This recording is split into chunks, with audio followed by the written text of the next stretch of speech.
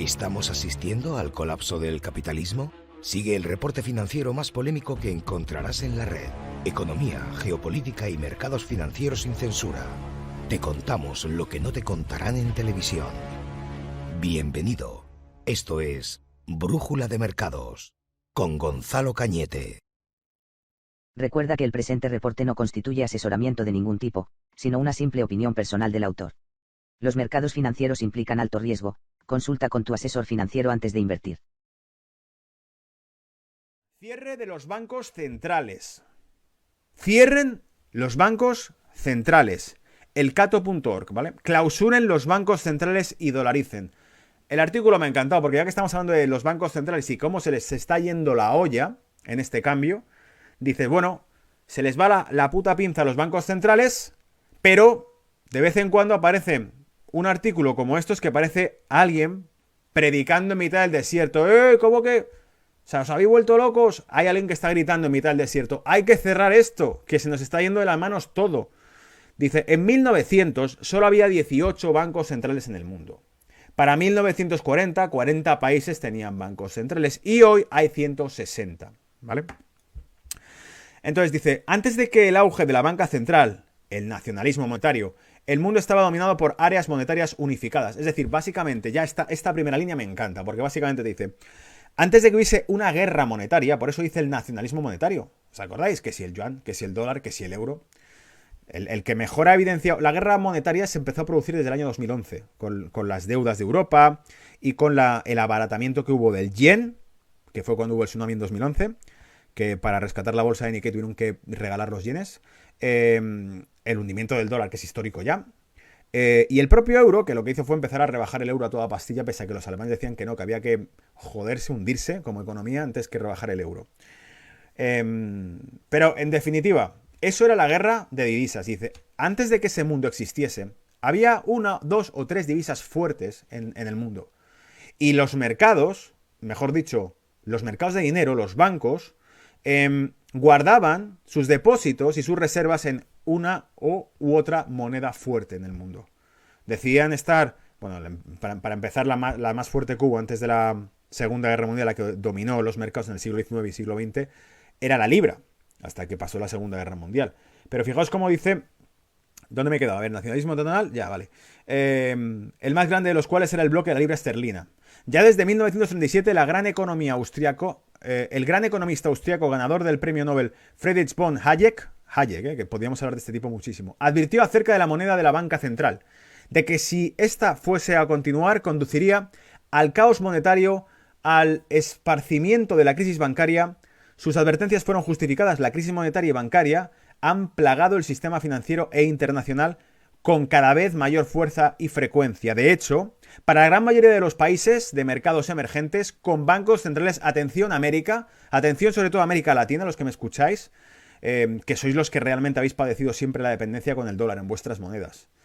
Los flujos de dinero calientes son frecuentes, así como también las crisis bancarias domésticas o de tipo de cambio.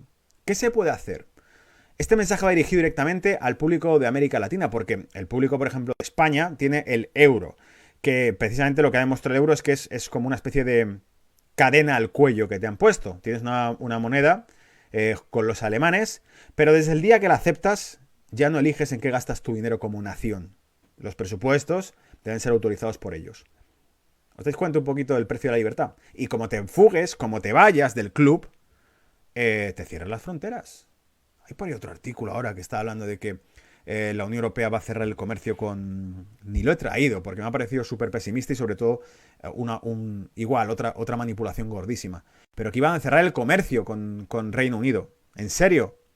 O sea, ¿qué vas a hacer? ¿Dejar de venderle productos a Reino Unido? ¿Y qué vas a hacer con las empresas en Europa que no pueden vender productos a Reino Unido por tus razones políticas, por tus motivaciones políticas? No pueden vender sus productos a Reino Unido. Hay un público demandando servicios, productos británicos y tú no dejas que... O sea, perdón. Hay un público demandando productos franceses, pero tú no dejas que los franceses vendan al Reino Unido. ¿Os habéis vuelto locos? ¿De qué va toda esta película? ¿Hasta cuándo se sostiene esto? Mejor dicho, ¿vale? ¿Cuánto tiempo puedes esperar que todo esto no acabe rompiéndose por razones políticas? Un país se ha borrado de este club. Y fíjate lo que ha ocurrido. Se borra el club y ya se va todo a la mierda. No hay negociación ninguna posible, no se le deja hacer nada, se le cierran los camiones. Se cerró el tráfico comercial con China cuando había en Wuhan un virus rarísimo, pero con Reino Unido sí por una nueva cepa. Vale. No demostrada, por cierto. Y que ya explicamos. Una nueva cepa que no es nueva porque se descubrió hace 8 meses en Brasil y está registrado. En Brasil, Sudáfrica y Australia, ya existía la nueva cepa. ¿Qué nos están contando, de verdad? Es que cuando rascas un poco cada vez es más fácil, ¿eh? Cada vez es más fácil. Yo reconozco que cada vez es más fácil hacer estos vídeos. Porque antes a lo mejor era como investigabas sobre mercados, sobre lo que estaba ocurriendo, sobre esto, sobre lo otro. Pero es que ahora te lo ponen en bandeja. Porque a poco que rascas te encuentras artículos científicos que prueban lo contrario. Entonces esto se está poniendo cada vez más inestable en todos los aspectos, ¿vale? Panamá, que dolarizó en 1903. Bueno, vamos a ir al tema. La respuesta es obvia. Los países vulnerables, como países emergentes, deben eliminar los bancos centrales y monedas domésticas, reemplazándolas con una moneda extranjera fuerte. Y dice, Panamá, va a poner el ejemplo de Panamá el artículo, y no está nada mal porque es una especie de revisión muy buena que nos enseña cómo funciona el sistema bancario. Y por cierto, también daría para otro vídeo, pero el ejemplo que va a poner de Panamá es muy similar a cómo funcionaría un patrón oro, un sistema de patrón oro a nivel global, ¿vale? Panamá, dolarizó en 1903, ilustra las características importantes de una economía dolarizada. Al unirse al bloque del dólar de Estados Unidos, Panamá eliminó el riesgo de cambiario y la posibilidad de una crisis monetaria en relación al dólar de Estados Unidos. Además, la posibilidad de crisis bancaria están en gran medida mitigadas por que el sistema bancario de Panamá está integrado en el sistema financiero del resto del mundo. Es decir, te abres tantísimo, el sector financiero está tan abierto, tan expuesto al mercado internacional y asume de entrada ya que no tiene moneda propia, que coge el propio dólar, que es la moneda mundial, no lo olvidéis nunca, que ya dice, bueno, para que yo sufra una crisis financiera como tal, una crisis de liquidez, hace falta que haya una crisis de liquidez del dólar, no de mi moneda. No tengo por qué meter la pata, sino que voy con el flujo monetario del mundo. ¿Se entiende un poco? Esto es a ver, claro, alguno dirá, estás... Los más puristas, amantes del oro, que es el dinero más sagrado que existe, el resto es billetes de papel, los más puristas dirán, decir que el dólar o que dolarizarte y exponerte al dólar como moneda mundial es la solución, tampoco es cierto. Y no lo es porque la Reserva Federal ha estirado el dólar como un chicle. Pero claro, comparado con el resto, es como...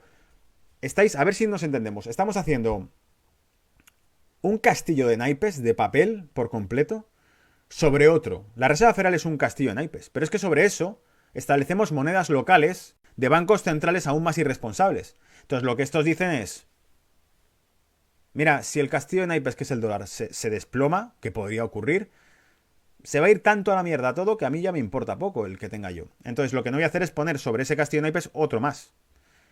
No me parece mal punto, es bastante inteligente lo que está diciendo. El sistema bancario de Panamá actúa como el canal de Panamá, para mantener los niveles de agua entre dos cuerpos en equilibrio. Es decir, los flujos de liquidez que entran y que salen porque está completamente abierto el mercado. No debería sorprender que con el alto grado de integración financiera prácticamente no hay correlación entre el nivel de crédito concedido a los panameños y los depósitos en Panamá. Es decir, que prácticamente es lo mismo. Cuanto que tienen X liquidez, pueden adquirir crédito los panameños. Que no tienen suficiente liquidez, no pueden adquirir crédito y las tasas de interés suben. Es decir, dicho de otro modo, el precio del dinero en Panamá es el que otorga el mercado y no lo que dicta el Banco Central. Aquí no pueden manipular mercados fabricando billetes de la nada. ¿Por qué? Porque tiene que hacerlo la Reserva Federal por ellos.